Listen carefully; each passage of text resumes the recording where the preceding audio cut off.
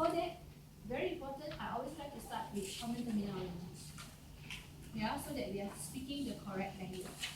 Right? Job and position.